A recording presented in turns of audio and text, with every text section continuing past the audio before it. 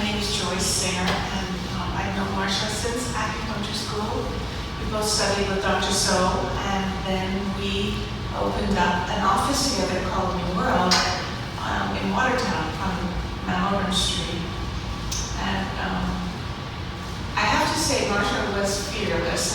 I didn't always appreciate it, and we battled many times, but always in a close way. But we had a very active and dynamic relationship. I don't know why this story comes to mind. It has nothing to do with acupuncture, but this sort of is an example of, there were so many times she just always spoke the truth, even if you didn't want to hear it. And usually she was right, which was so annoying.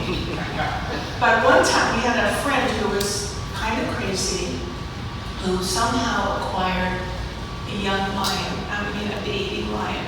Do you remember that? And so one afternoon she showed up at my house in Cambridge with this lion in her arms. And I had little children, and I didn't want the lion in the house. It was a baby, but if it smacked you, you would feel it. Anyhow, about 8 months later, we found out where the woman who had her was outside of Boston, and the lion was quite large by then. Maybe it was a year later, and we wanted to go out and visit. It was Marsha's idea. So we got there, and this friend of ours said the lion was in the basement, and he was full grown, and I guess it was a she, because it was Mariah.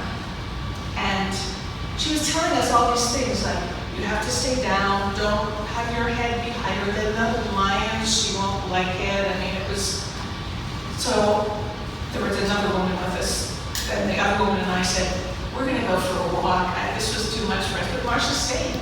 And she, this lion was huge by then, but that's what she was like. Nothing frightened her. She just went full force into anything, any challenge. And I really like hearing everyone talk about her, because I haven't seen her in probably 8 or 9 years, but I did speak to her after her last stroke, just briefly. Alan told me how to get a hold of her, and